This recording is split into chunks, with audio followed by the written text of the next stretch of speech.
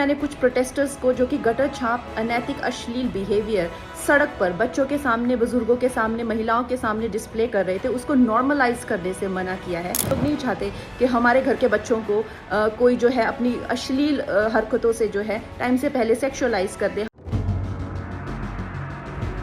नमस्ते दोस्तों, ये रील मैं मीडिया के बंधुओं के लिए बना रही हूँ क्योंकि मैंने कुछ प्रोटेस्टर्स को जो कि गटर छाप अनैतिक अश्लील बिहेवियर सड़क पर बच्चों के सामने, बुजुर्गों के सामने, महिलाओं के सामने डिस्प्ले कर रहे थे, उसको नॉर्मलाइज करने से मना किया है कि we do not accept this in this society. हम लोग नहीं चाहते कि हमारे घर के बच्चों को कोई जो है अपनी अश्लील हरकतों से जो है टाइम से पहले सेक्सुअलाइज कर दे। हमारे घर के बुजुर्गों के सामने जो है हमें शर्मिंदगी महसूस कर, हम नहीं इस तरह का बिहेवियर एक्सेप्ट करते हैं, उसको नॉर्मलाइज नहीं होने देंगे। तो मीडिया जो है मेरे खिलाफ गैंगअप कर रही है और ये नहीं बताएगी कि जैसे स्काई रूट जैसे स्टार्टअप की मैंने कितनी बड़ाई की, हमारे देश के जेनजी जो हमें इतनी ऊंचाइयों पे लेके जा रहे हैं, नीट के छात्रों को मैंने खुद स्वयं जो है कितनी बधाई दी। और ऐसे बच्चे जो कि अपने परिवार की जिम्मेदारियां उठा रहे हैं, हमारी टीम में भी ऐसे बच्चे हैं, हमारे घरों में रिश्तेदारी में भी जेनजी भाई बहन हैं जो कि हमारे बड़े काम संपन्न करते हैं, लेकिन कुछ चंद फॉलोअर्स के लिए और चंद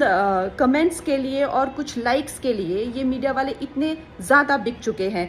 और मैं देख रही हूँ कि कुछ फेमिनिस्ट जो हैं वो एंकर्स कह लीजिए या पूरे एक बुलेटिन कर रहे हैं और मुझे सिखा रहे हैं कि Kangana, why should these women have the burden of dignity और डिसिप्लिन। हम लोग मिलेनियल वुमेन पे इतना प्रेशर था to be dignified and to be disciplined, why do we have to give that burden to this generation. Excuse me, क्या आप अपनी बेटी को ऐसा सिखाएंगे? डिसिप्लिन में रहना या मर्यादाओं में रहना कोई चॉइस नहीं है।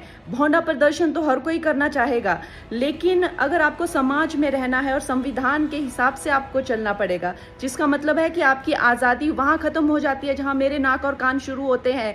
तो आप भौंडे बनकर सिर्फ अपने कमरे में रह सकते हैं, बाहर आकर आप मेरे आराध्य, चाहे आपको मेरे माता पिता के लिए कोई सेंटिमेंट ना हो, मेरे घर के बच्चों के लिए कोई आपको भावना ना हो, उसका मतलब ये नहीं है कि आप उनको सड़क पर सेक्सुअल गालियां देंगे, उनके मान को हानि करेंगे। मेरे आराध्य, मेरे भगवान हो, चाहे मेरे नेता हो, प्रधानमंत्री जी से जो है लोग उनको एग्जाम बडी कहते हैं बच्चे, उनके साथ में कितने लोगों की भावनाएं, कोई उनको लीडर मानता है, कोई उनको दोस्त मानता है, कोई उनको परिवारजन मानता है, कोई उनको भगवान मानता है। उसी तरह से आप किसी की फीलिंग्स हर्ट नहीं कर सकते हैं। ये कोई कूल बनना नहीं है, ये एक बेसिक सिविक सेंस है और अगर आपको ये नहीं आती है तो आपको सीखना पड़ेगा।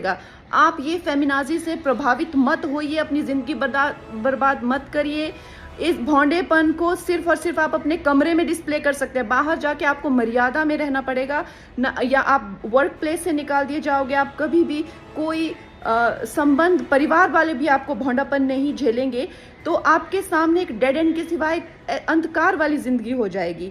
वैसे अगर देखा जाए तो साइंस भी कहती है कि ह्यूमन लाइफ का जो पर्पस है वो एवोल्यूशन है, और शास्त्र भी कहते हैं कि आप पुरुषोत्तम जो सर्वश्रेष्ठ है पुरुषों में, उस एवोल्यूशन की तरफ जाइए। लेकिन ये फेमिनाजी आपको सिखा रही है कि आप एनिमलिस्टिक जाइए और आप अपने गले में ऐसा, मतलब आपके गले में पट्टा डाल रहे हैं कि आप एनिमल बनिए, आप एनिमल टेंडेंसीज जो है वो डिस्प्ले कीजिए और बिल्कुल आउट ऑफ कंट्रोल हो जाए, भौंडे हो जाए, ताकि आप जेल में पहुंचे। आपको डिसाइड करना है कि आपको कौन अच्छे से गाइड कर रहा है और कौन आपको सही दिशा बता रहा है।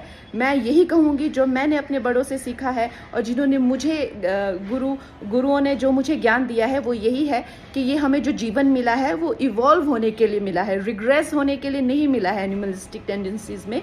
सो आप प्लीज़ इवॉल्व होइए और सबको गुरु पूर्णिमा की बहुत शुभकामनाएं।